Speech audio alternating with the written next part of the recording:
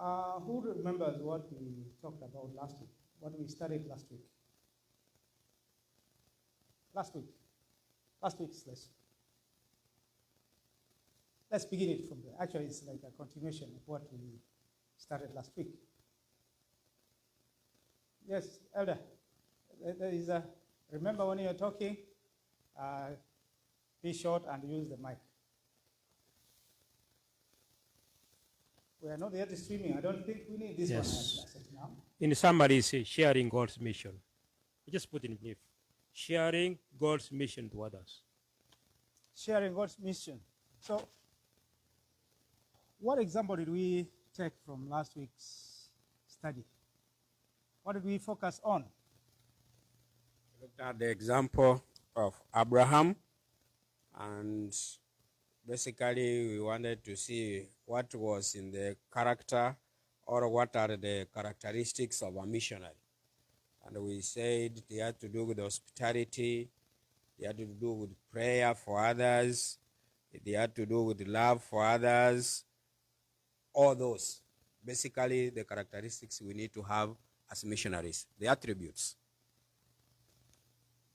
So Abraham was called to go out as a missionary, isn't it? And he was called from his homeland to where? Unknown. Unknown. Did he know where he was going? But nonetheless, he accepted the message and the call, and he went. And later, we'll see how he executes that mission when he gets to his home whom he didn't know. And in the event of that, he received who? The angels of God. And as a result, he was told what was just about to happen in Sodom and Gomorrah. And then God pleaded. Abraham pleaded with God to spare Sodom and Gomorrah. A call to mission. And today we also continue with that journey. Our lesson, God's mission, our mission, we are on lesson 5. And we are concentrating on the same issue about the mission. Just to remind ourselves, what is God's mission? God's mission, my mission. What is God's mission? We talked about it here. That's how we started the lesson. So that when we enter, we are at a level ground. What is God's mission? What did we say? I remember we did. God's mission is to seek and to save who? The lost. God's mission. So if God's mission is to seek and save the lost, so what is our mission? To seek and save who? The lost. God's mission, my mission. Today, we are taking another example. But before we get into that, I want us to get the background of our study today. We are going to read. Let us read the book of Nahum. The book of Nahum, the background of our study today. Nahum chapter 3 and verse 1. Who has the mic? Elder, you have the mic. Read for us chapter 1, verse 1. And then Miriam, you read verse 2.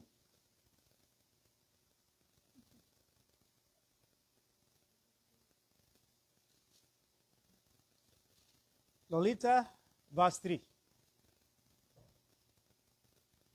Okay, and we save time. You have the mic there, Elder. Who is reading? Verse 1. You take verse 1. Now, okay. Yeah. You don't need a big mic? Okay. Nahum You don't chapter need 2, verse 1. Yeah. 3 Ok- verse 1. Okay. 3 verse 1 says, Woe to the city of blood, full of lies, full of blunder, never without victims. Woe to the city of what? Blood. Are we together? Yeah. Everybody, turn your Bible to that page. I want us to go together. Woe to the city Of of blood, blood, full of lies. full of lies, Lies, full of blunder, full of blunder, never without victims. never without victims. What does that describe? A good city? No. A dangerous? A dangerous city. That's the background of our discussion today. Verse 2. Pass the mic to...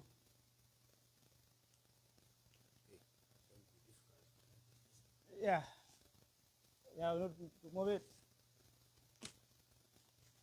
Okay, verse 2 says, The noise of a whip and the noise of the rattling of the wheels and of the prancing horses and the jumping chariots. What is the noise of what? What are those? What are those things? Horses, the chariots, the horses. Actually, if you are keen, you are following from up there, those are tools or weapons of war. Chariots, horses, spears, swords. They are where? In this city. Okay, Lolita, verse 3. Charging cavalry, flashing swords, and glittering spears, many casualties, piles of dead, bodies without number, people stumbling over corpses. That is the city that we are talking about. That's what we are discussing today. The background of the events that we are going to see are based or surround that kind of environment. Let us now turn to the book of Job. That is the city that God calls Job to go and do what? To go and preach and evangelize. That is the city, full of blood, not without victims at any time. Which means, Sister Unaya, move forward. Let's feel this city. That's what it means when you go there, be prepared to die. If you live, if by luck you live, then you continue with your mission. But you are likely to do what? To die there. Are we together? Are we together? Yes. Job chapter 1. Jonah. Sorry. Chapter 1. Thank you, Eli. Jonah chapter 1. This is the story that we are all familiar with. Jonah. Who was Jonah? He's a prophet of who? Of God. Are we together? Jonah, the prophet of God, is called by God and given a mission. I'm just paraphrasing so that we have time to discuss it. He's given a mission. And the mission God gives him is to go to this city. You remember the book of Nahum? The city of Nineveh. To go to this city to preach to them and warn them that this city is going to be destroyed. If it were you, we have described what Nineveh looks like, how quick would you have been to take off, to go, to set on that journey, to go and preach? Elder, how quick would you have been, having known this is the environment that you are expected to work under? I would have stated a lot. I would have stated because knowing the city I'm going to, knowing the risks. Don't know where the mic is. Yeah. Mic. Yeah. I wouldn't have jumped to the next ship to go very quickly. Elder would have stated. How about you? Because it's been told to you, you know where God is sending you. Jonah, just like you, like me, even me, I wouldn't be quick to go there. I love my life. I love to live another extra day. Why hurry my death before it comes when I can avoid it? Jonah, being the human being we are, God scared. Out of fear, he decided to do what? To go the opposite direction. We are looking at the excuses that we give to avoid the mission that God gives us. So, Jonah realizes that my life will be in danger, so I'm not going. And where God sent him is a distance of 560 miles away. 560. From Joppa, where he took a ship. But then he chooses to travel 2,000 miles away. So, what was he avoiding? Are we in the book of Jonah? What was Jonah avoiding? God's mission. There is something that the Bible says. Specific thing. Jonah wanted to run away from the presence of who? From God. Now, this is a prophet of God. He has been sent. He has seen danger, he's avoiding the mission. How about you, elder? How about you? You are an elder.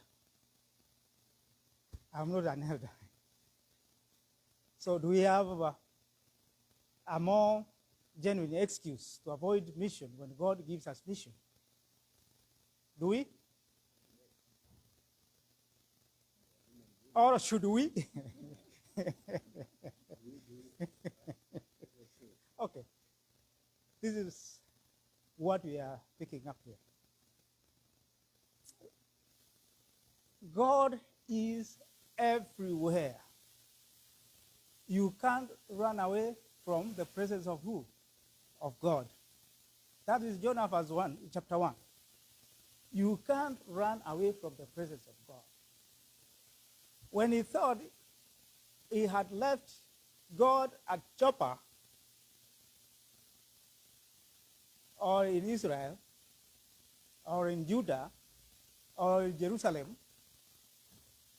he thought he would go and hide away from the presence of God. But God doesn't just give up on him. The way when God gives us a mission to do, he just doesn't give away, or give up on you. He will follow up with you to make sure that you do that mission, if you are willing to cooperate with him. Now, the story that we know very well. What happened when Jonah decided to run away, to put a ship going the opposite direction, we know what happened.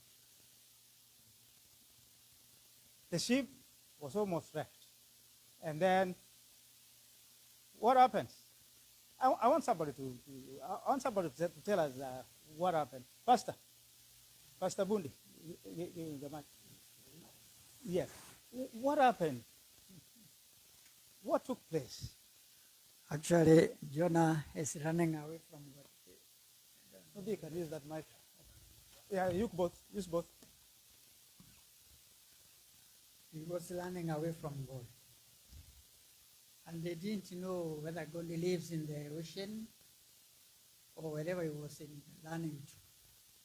Actually, he was avoiding God. That's why he wanted to go away from God, because of the fear of that place where God was sending him to go. So the fear caused him to run away. Otherwise, if I go where God is telling me to go, I may go there and die. Therefore, let him run away. When God confronts him, what happens? When the ship was in that strong wave, strong wind, and the ship almost capsized. What happened? There's something interesting I want us to learn from that happened when the people realized that they are going to die. They cast lots. Yeah. And then it fell on who? Where was he? Was he troubled with what was going on? He was sleeping when everybody else was crying for their life. When God gives you a mission and when you try to run away from God, do you recognize God's voice amidst what you are going through? When God wants to bring you back, you know, God uses so many ways to bring us back when we are going astray. When God comes visiting and looking for you, are you in a position to recognize his voice? And then when the Lord fell on him, what did he say? They asked him many questions. Who are you? Where are you coming from? What's your nationality? I mean, who is your God? Many questions. I like the answer that Jonah gave. He said, I am a Jew, and I'm running away from God. He sent me, I'm running away. And he said, I worship the God of heaven, the God who created the heavens, the earth, and the sea. Remember, it's the sea that is giving these people trouble, threatening their life.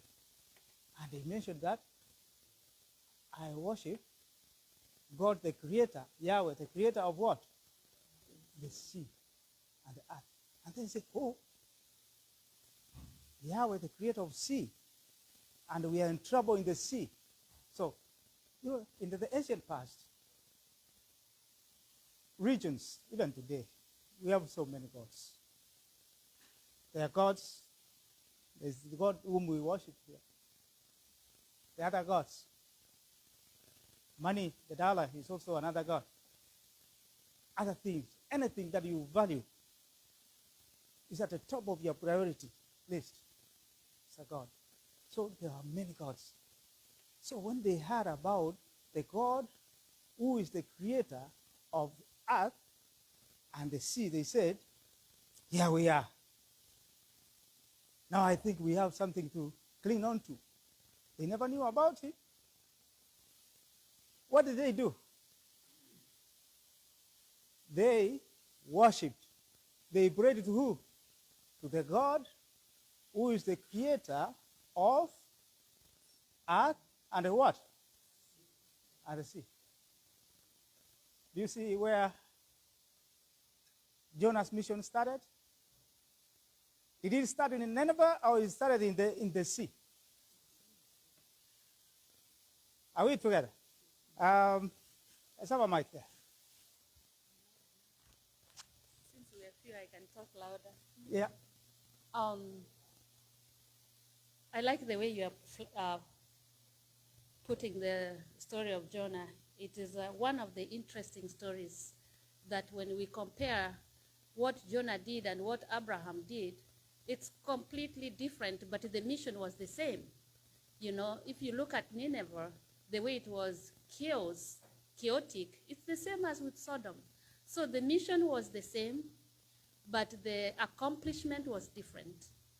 I look at this story of Jonah and up to where you've reached, where he was in the sea, and Jonah forgot that we all do actually. All of us, we fear that you asked the first question that, how could you have done, like if you were the one who was given the mission and you knew what Nineveh was, how could you have handled it? And honestly speaking, Jonah handled it the same way somebody answered there, because of the first thing we think about is who am I to go and convert those people the way I know that they are so corrupt, they are so chaotic. So the first thing is fear of converting the people, of which is not our mission. You know, so that is where we first forget who is sending us and what is our territory. So if we bear that in mind as we continue reading the story of Jonah, now without him liking it or not, he started now his mission from the sea. This is where he's starting from, with the people who were in the sea. Thank you. So we continue with that. Thank you. Now, okay, let's have that mic here. And I wish the class could talk. They are so quiet.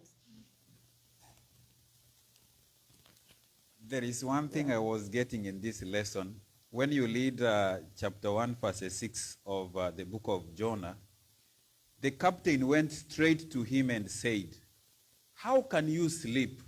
Get up and call on your God. Maybe he will take notice of us and we will not perish." Which means these people tried all means possible to save themselves from the turbulence which was taking place, until they found that the only thing may be remaining, there is one person whom they have not spoken to, maybe can speak to his God so that the turbulence can do what? Can stop. But little did they know that this is the same person who is causing them all this. But when they went there, did the person make them to be saved? Oh, yes.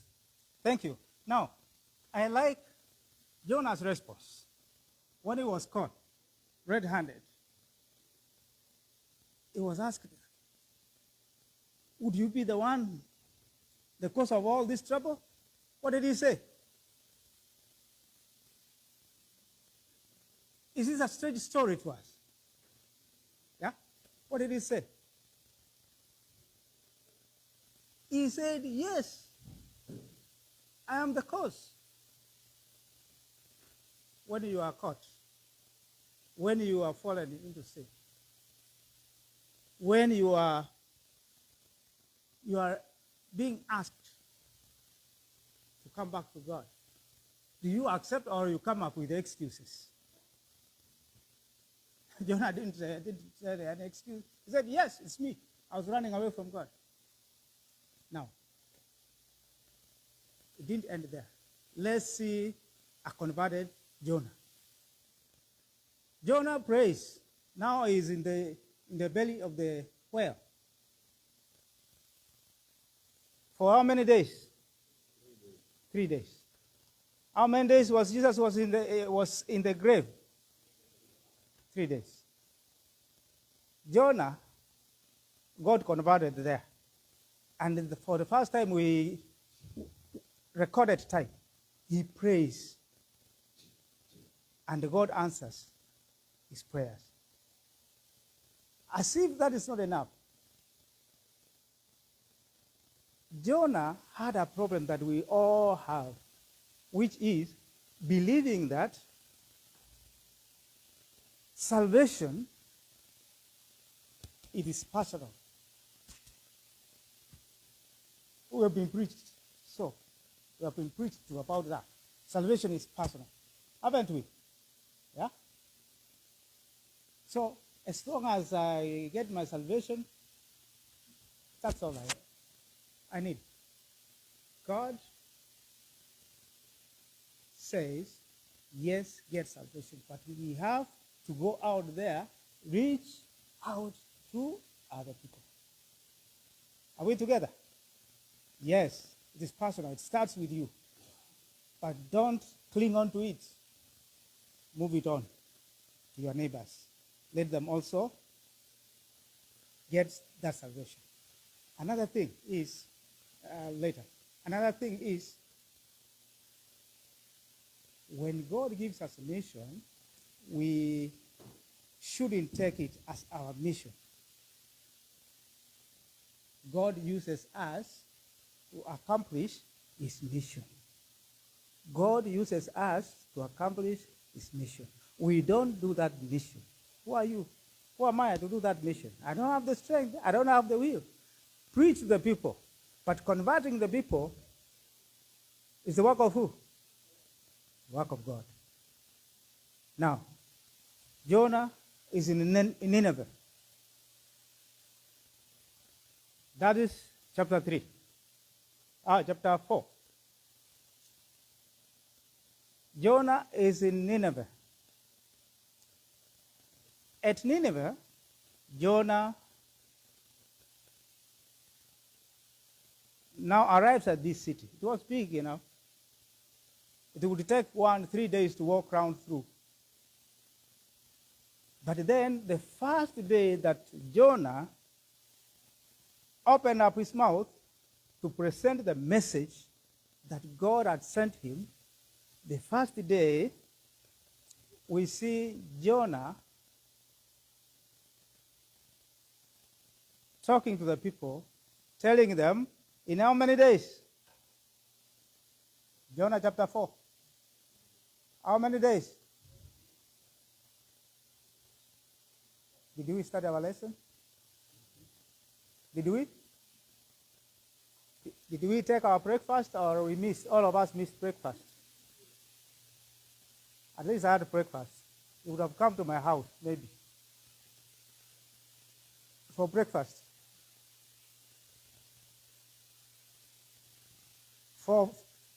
In 40 days, Nineveh is going to be done what? Be destroyed. Now, just the first day, it would have taken 3 days.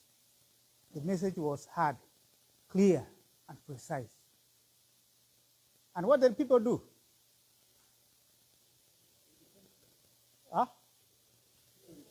They repented. They repented. And even when the word reached the king, he said, oh no, this is serious. We can't all perish with this beautiful city. He declared prayers and fasting, not only for human, but even for animals too. Now, God rescinded his decision to do what? To kill and to destroy Nineveh. Let's go back to the converted Jonah. What was Jonah's reaction? Okay, Jonah's reaction. Now, when Jonah was converted, maybe I want us to go back to the book of Jonah, chapter 2, verses 9, in the belly of the fish. What is he doing? But I, with a song of thanksgiving, with sacrifice to you, what I have found, I will make good salvation. I will make good. Salvation comes from the Lord. And the Lord commanded the fish, and it vomited Jonah out of dry land. Jonah, when he was converted, and he has found now, he's going to take the message. Now, God saw a reformed Jonah, and now God removed him from the very fish and put him out. Immediately, chapter 3 now, Jonah goes out. Then the word of the Lord came to Jonah the second time. Remember the first one, he denounced it. The second time now the message has come, now he's ready to go. What is making Jonah to take this message? Because of what he went through, the temptation that he faced, and the hardship that he faced. Now he is going. Now he has gone. Now when he has gone the second time, he goes. Now he's told, go to this great city of Nineveh and proclaim to it the message I give you. Now he's going with the message he has been given. Now he's ready to go. I was asking myself, have I ever been given a second chance, a third chance, a fourth, a fifth? Jonah was given the second one and he was ready to go. What about me? Have I been given chances that I'm supposed to go and do the work of God I don't do? We need to think about that. So Jonah obeyed the word of the Lord and went to Nineveh. Now Nineveh was a very important city. We all know what happened down here. He preached and the king was transformed, and they led the people to ask for forgiveness. Even animals, what I saw there, even animals, not even human beings, even animals fasted because of their sins, and God forgave them. Thank you. Thank you, brother. But you didn't answer the question. When the people repented their sins and God rescinded his decision to destroy Nineveh, what was Jonah's reaction?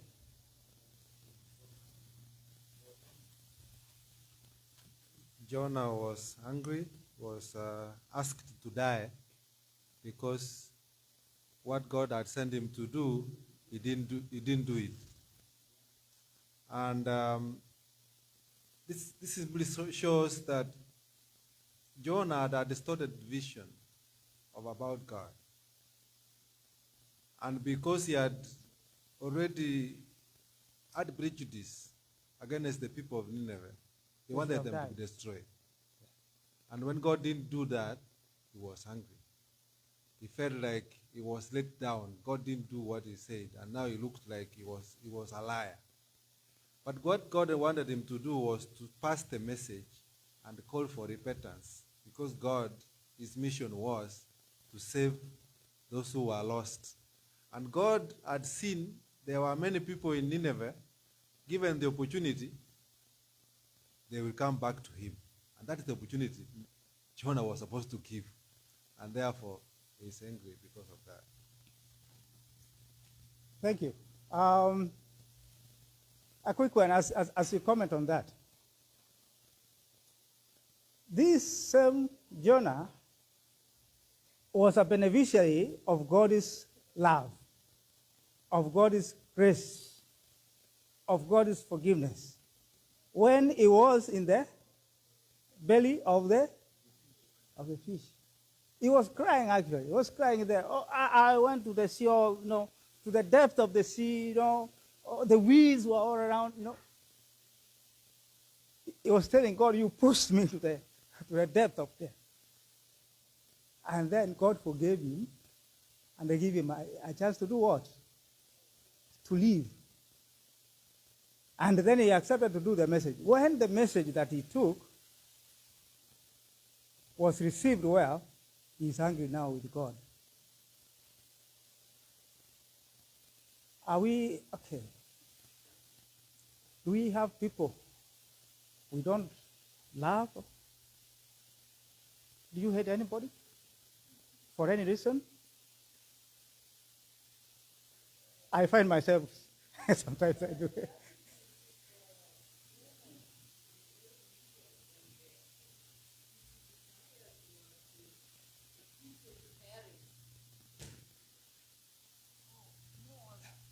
What I was actually just pinpointing here is the attitude of this man of God. He didn't want these people to be victorious. He wanted them to perish. His attitude tells us a lot right here. And as your question comes up, we can see where we are going when things are not good amongst the people of God. Let's pass it there, just quick. In a short summary, Pastor, I saw your hand, then you pass Okay. Short summary. I wanted to to talk of Jonah, or we are reading about Jonah of those days. Who are the Jonahs of today, 2023, in KCC here? Yeah. Suppose let's say this, where you are working now, there are people there who does not know God. Even if you talk about God, you can be fired. And you're in that position. You are John of today. What is your action there? Now we are talking of John of those old days, John of today, 2023, and you are working to a place where people does not know God. When you mention about that, God will be fired. What do you do? Or what is in your mind if you mention God? Because some places here, I hear that there is another person who visited sometime, and he told us his wife was singing, was humming, not actually mentioning the ones, and she was told, if you sing again in this company, you will be fired. I don't know whether she stopped or whether she does it today. Suppose something like that happens to you or to me here. Then we comment about that because you are Jonas of today. Thank you. Pass on that.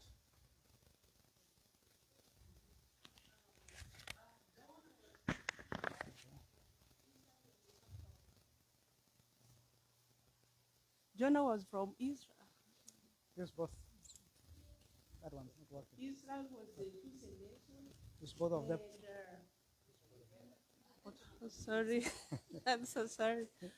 Jonah was angry with God because God gave the people of Nineveh a second chance. They were the enemies of Israel. Israel was a chosen nation, and we know Nineveh was the capital city of Assyria, and they used to be enemies for a long time. And Jonah did not think that God is going to save the enemies of Israel, because Israel being the chosen nation, how is God save the enemy who has been fighting with us for a long time? So when he was sent to go preach to the enemy, he did not want to go there. But God gave him a second chance when he was in the group of the fish.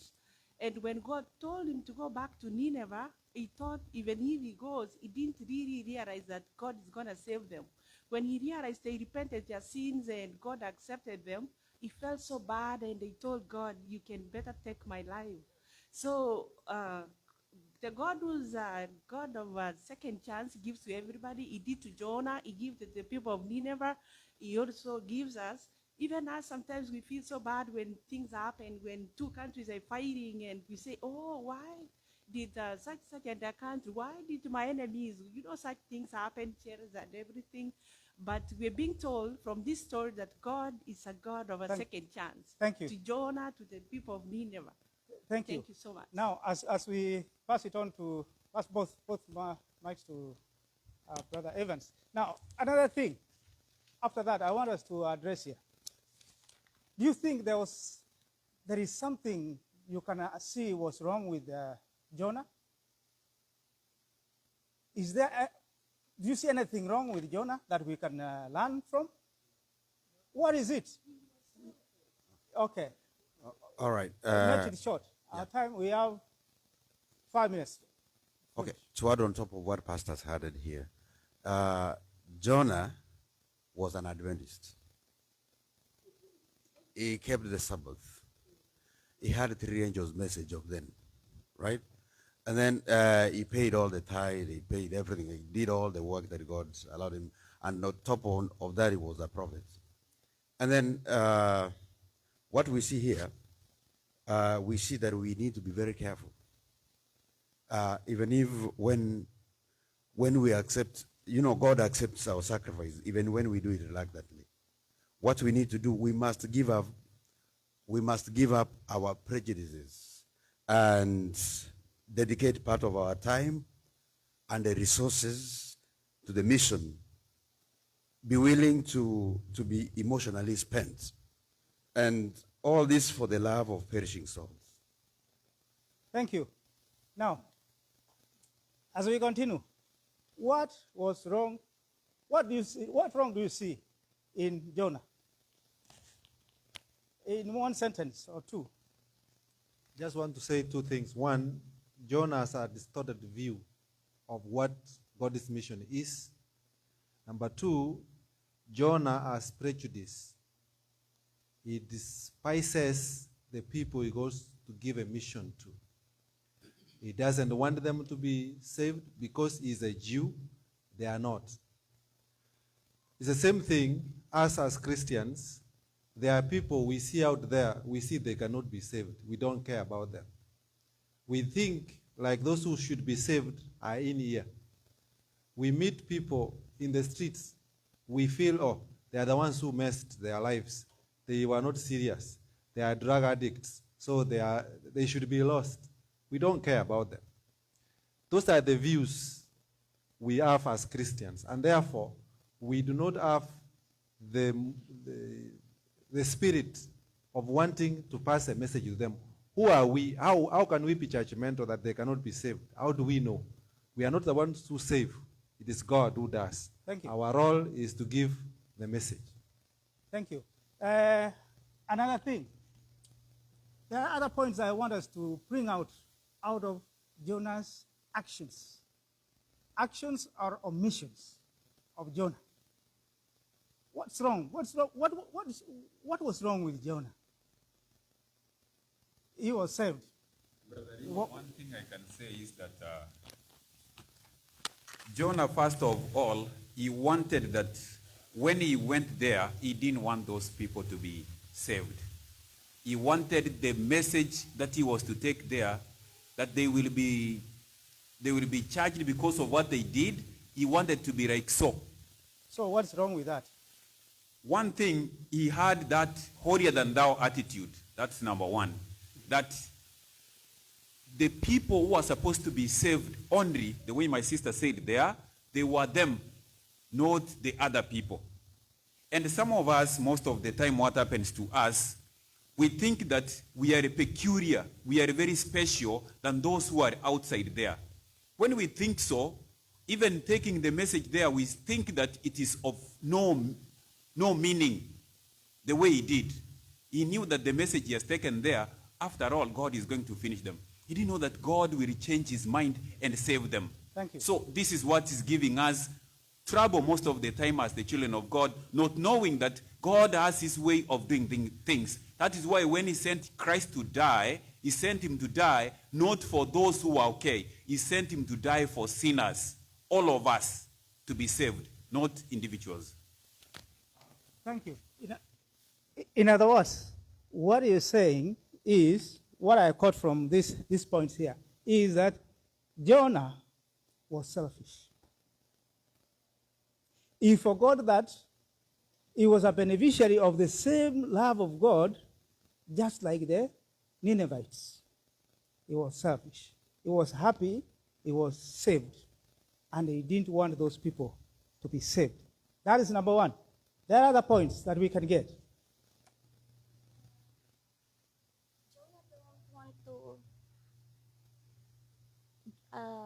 He don't want to submit from God knowledge. Instead, Jonah wants to control God. It's like he don't want to follow God. Yeah. Okay, thank you. Jonah wanted God to do what he wants him to do. What he wanted him to do. Because he had promised to destroy, he wanted to see God destroy what? Nineveh. And another point. Quick one. Yeah, quickly we can learn that from the behavior of Jonah, it's important for a Christian to be temperate enough, to control the emotions, and also to have patience. These are characteristics for the saints, because even when we learn from the book of Revelation, it tells us that here are the patience of the saints. Now, patience lacked in Jonah. He didn't have patience. He didn't have patience. Okay.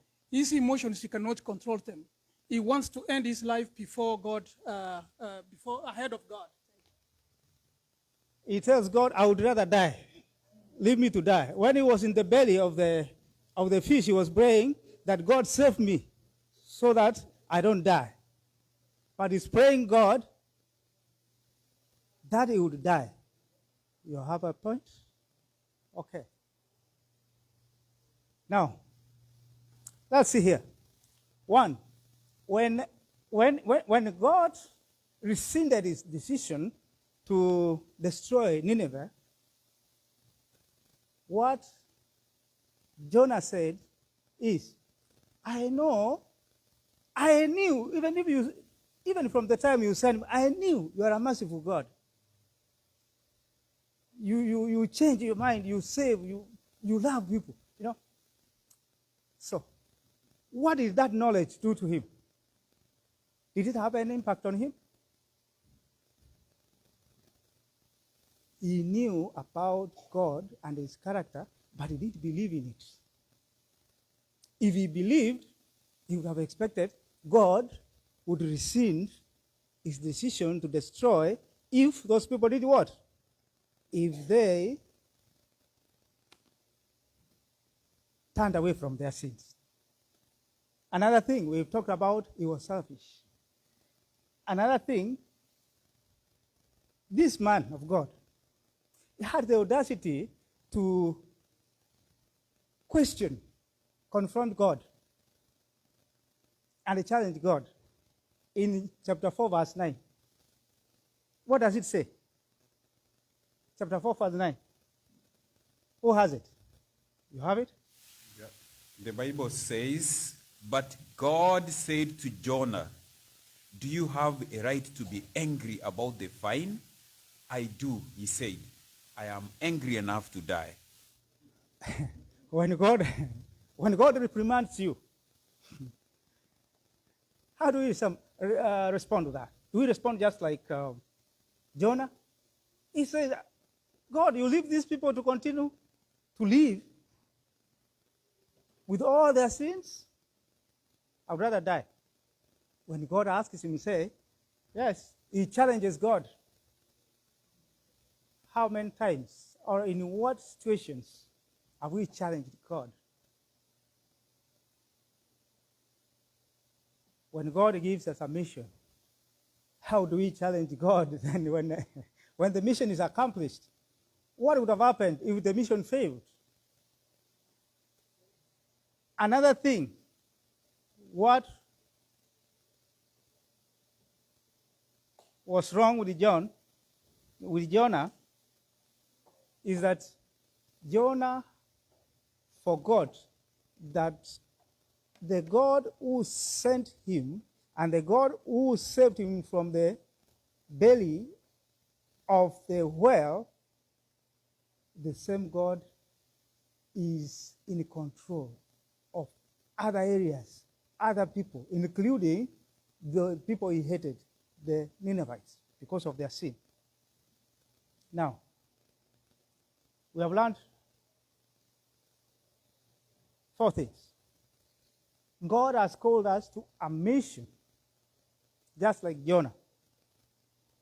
But then, at some point, we find ourselves, excuses. They're saying excuses. What is excuse? It's refusal, isn't it? Excuse is refusal to do something or to take up something, a responsibility. So, what makes you refuse to do God's mission? Just like Jonah. Maybe we fear. We love our lives so much, we fear. We don't want to struggle, don't want to die. We don't want to get out of our comfort zone. We don't want to face resistance or rejection out there. Another thing, doing mission work of God, we have to be aware and be ready to face inconveniences. It takes time, it takes energy, it takes courage. So, that is what we need to put in place. Lastly, when God had to make Jonah understand his case. He gave him a shade, and they took it away. And Jonah complains. He says, I would rather die. Twice he said that. He told God. Twice. Reminding God that, God, I told you the first time I would rather die. You didn't hear. Now I tell you, you have to hear this. We have to take up God's mission and listen to God's voice. Now, our key text was Isaiah chapter 6, verse 8. Also I heard the voice of the Lord saying, whom shall I send? Who will go for us? Then I said, here am I, send me who? Oh Lord. So are you ready to be sent like Jonah? That is our pick for the day. God is calling you. There is a mission for us to do. There's a mission. If you want to be Jonah, there are many Jonahs here. Maybe all of us are Jonahs here. We need to be swallowed by the whale. We need to be swallowed by the whale. And then we will wake up to God's mission. Pick up the mission. Let us not sit very comfortably in the church. Let's go out there, do God's mission. Let us pray. Our dear Father in heaven, we thank you for this time. It is not an easy mission to take, but you have called us nonetheless. And we know we cannot do this mission on our own without you. Our Lord, I pray that you may talk to us in the still voice of your word, that we may give ourselves, we may surrender and take up the mission that you have given us, so that we don't sit and teach ourselves in the church here and learn from you in the church here, and that's all we can do. But once we get this message, let's go out.